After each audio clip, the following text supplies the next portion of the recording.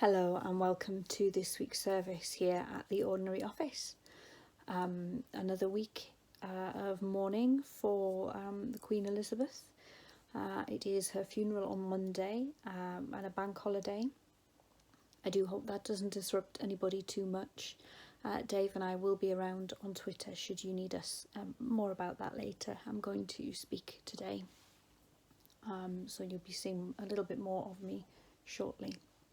Our memorial service that we put out last week is still available should you wish to access that. But we've also been talking a little bit about escapism and places that we can get away from all of the busyness and the constant flow of information that's been going on over the last week or so. And I'm going to share a reflection after this welcome message of some of the lovely pictures and images and places and things that people have shared as part of that conversation. So thank you to all who took part in that. That was really, really lovely to see. We continue to be using the short service format that's worked for us well over the summer. As Dave's health continues to cause some challenges and some frustrations, so we do ask that you continue to pray for Dave. I will be continuing to take the lead on producing the services for the foreseeable future, which is not what we had planned. We had hoped that Dave would be able to take them back on by now, but unfortunately that's not how things have worked out. So we have got our heads together and thought about how this might work.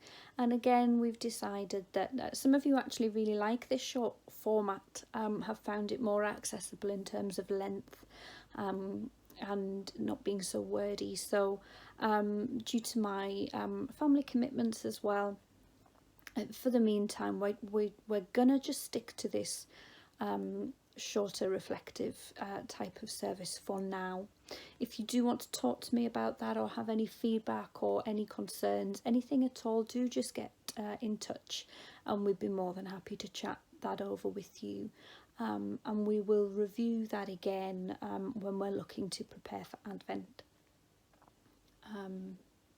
So without any further ado, we shall move on to our service and our reflection.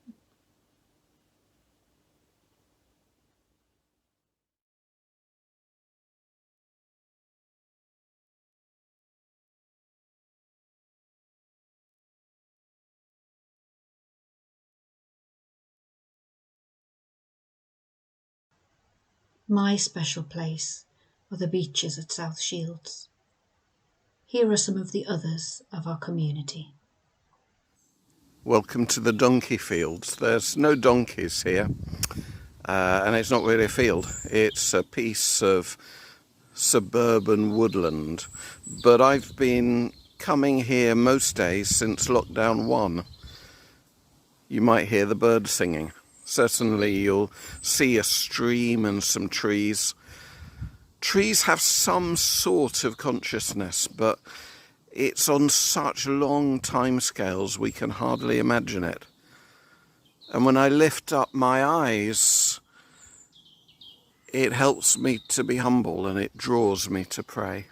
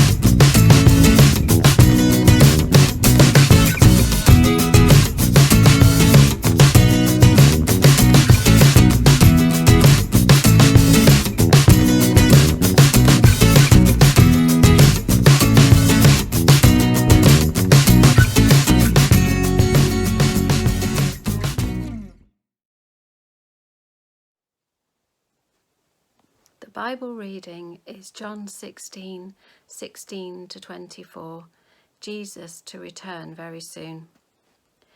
In a short time you will no longer see me, and then a short time later you will see me again. Then some of his disciples said to one another, "What does he mean? In a short time you will no longer see me, and then a short time later you will see me again. And I am going to the Father. What is this short time? We don't know what he means."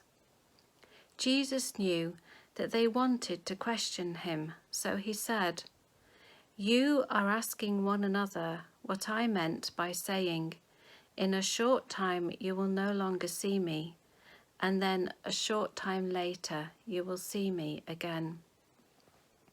In all truth, I tell you, you will be weeping and wailing while the world will rejoice. You will be sorrowful, but your sorrow will turn to joy. A woman in childbirth suffers because her time has come, but when she has given birth to the child, she forgets the suffering in her joy that a human being has been born into the world. So it is with you. You are sad now, but I shall see you again, and your hearts will be full of joy, and that joy no one shall take from you. When that day comes, you will not ask me any questions. In all truth, I tell you, anything you ask from the Father, he will grant in my name. Until now, you have not asked anything in my name. Ask and you will receive, and so your joy will be complete."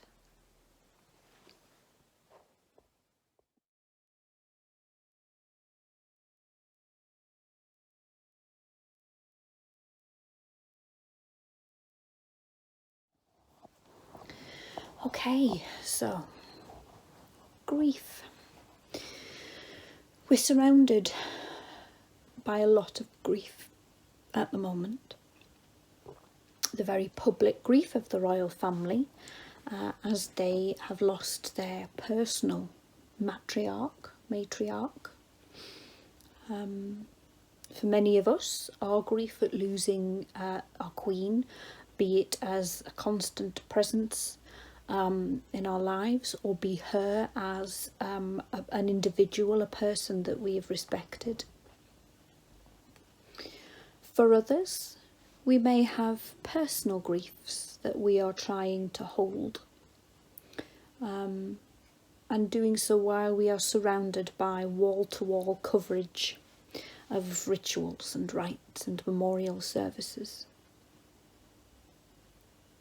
Patients who themselves are on palliative care pathways, being constantly reminded of what is about to happen in the lives of their loved ones, while they themselves are facing their own end-of-life journeys. We know grief is powerful, for even Jesus wept in the presence of Lazarus' tomb. The world is a very heavy place right now. Grief comes in many forms, though. For example, over the summer, I managed to get back to my hometown and the beach I grew up by. Getting my toes back in the sand was heavenly. Realising I could only get a few metres onto the beach with my sticks before it was too much to walk on the sand was crushing. I had to sit and watch from a distance as my family collected shells and pebbles for me, plodged in the surf, and enjoyed their freedom. I've learned to value what I have. Dozing on the sand, hearing the waves and feeling the breeze on my face was blissful. But oh, what I would have given to get my feet in that water. my overriding emotion that day was grief. Sometimes we hold our own personal grief. Sometimes it is shared. On Monday, as we witness the state funeral of the Queen, there will be much shared grief. But we also recognise the grief of those who have had medical appointments cancelled. The grief of those who have lost income while their bank accounts are already worryingly low. The grief of those who are just completely overwhelmed by all the upheaval in the world and just needed the day to be routine.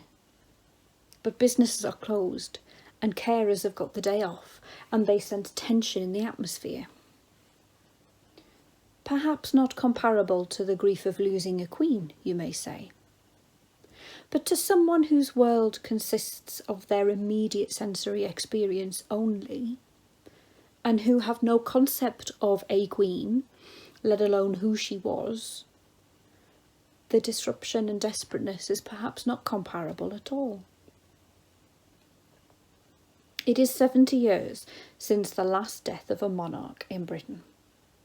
Since that time, we have come to understand so much more about grieving, about inclusion, about trauma, about human contact, such as holding a loved one's hand through their hardest of days. Why, I wonder, has Operation London Bridge not taken such developments into account? As King Charles III has been under such intense pressure, travelling the UK, scrutinised over pens, and had his demeanour analysed, should he not be curled up under the duvet, with Camilla sorting him out hot chocolates and rubbing his feet while they binge-watch the latest series of Bridgerton? My last bout of grief, I spent a week playing nothing but Little Alchemy 2 on my phone, getting up to 625 items from just 4. Although I must admit, I haven't touched it since. I certainly wasn't in any fit state to be doing any household admin, let alone conducting matters of ultimate state importance. For some, the collective expression of grief has been helpful. The pilgrimage-like scenes we have witnessed as people have queued to see the Queen's coffin have been incredible. For others, it has all been a bit much, and that must be respected too. We can learn from the experiences which differ from our own.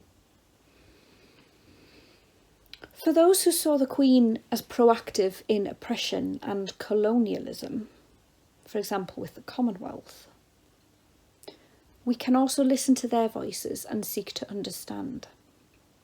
If the treatment of Meghan, Duchess of Sussex, isn't enough evidence systemic racism is embedded throughout the fabric of our country, I don't know what is. A person's life is never made of a single thread, but woven with multiple strands. The idea of goodies and baddies might work for a 2-year-old, but we know it's never as simple as that. Wherever you personally sit on the scale of grief, be it overwhelmed with emotion or barely interested, be it related to Queen Elizabeth or something else, know that you are not alone. This is where the strength of collective expressions of grief do come into play. When we all pause together, as we do have the opportunity to do on Monday, we can reflect on the Queen's life, our own lives, or anything else on our hearts. Dave and I will be around on Twitter should you need us. I would encourage you to take the opportunity on Monday, should you have it, to be with others or to be with God in contemplation and reflection. Sit with your emotions if it feels safe and appropriate to do so. You may want to visit this place which eases your soul.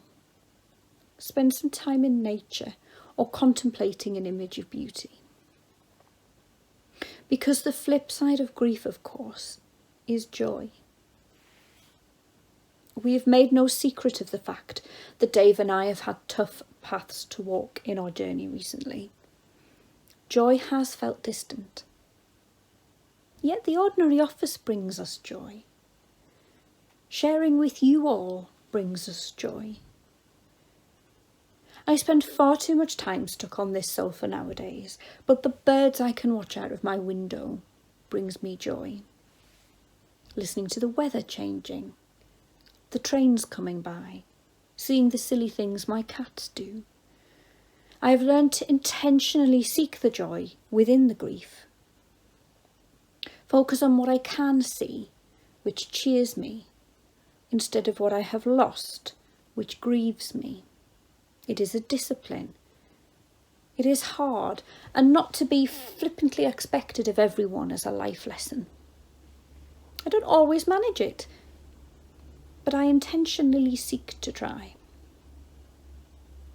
So as we enter this next week of official mourning, all that comes with it, and with many members of our community having different feelings about it, let us be intentional about seeking joy within it. Strange advice maybe, but let us take joy, for example, in the crispness of the music. Our exceptional musicians are delivering ceremony after ceremony, highlighting the importance of arts education in our schools. Let us take joy in the small steps of progress towards equality and inclusivity that we do see with women in previously men-only spaces. Let us take joy in the outpourings of love, outweighing the outpourings of hate. Let us remember that grief exists because we loved in the first place. In verse 22 of our Gospel reading, Jesus says, "Now is your time of grief, but I will see you again, and you will rejoice, and no one will take away your joy." Joy honours that love just as much as grief does. God doesn't promise us a life free of grief, but they do promise us a life filled with joy. I wish you more joy in your life today and always, even if it is a time of grief. Peace be with you.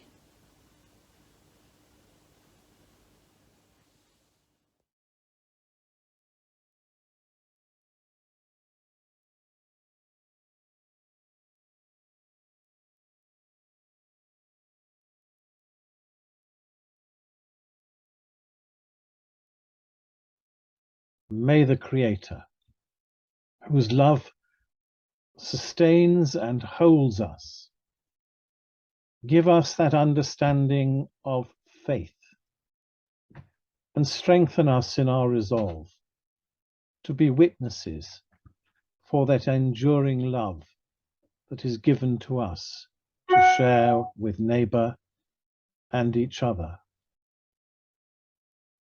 May Christ, who opened his arms on the cross and embraced all, especially the sinner and the lost, embrace us so that we may have enduring hope in the power of his risen presence and his love for us, that grief may not be simply the price we pay for love, but that through him grief may be transformed into a love that never ends.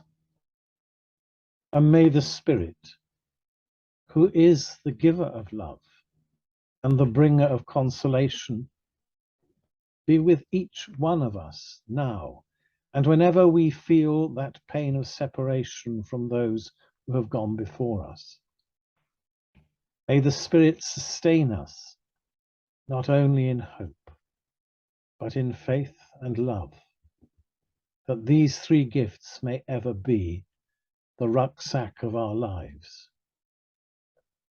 And we give thanks for the witness of Queen Elizabeth, and ask that her words, "We shall meet again," become part of that truth, where you, O triune God, Creator, Christ, and Spirit, are with us forever in the kingdom of the blessed.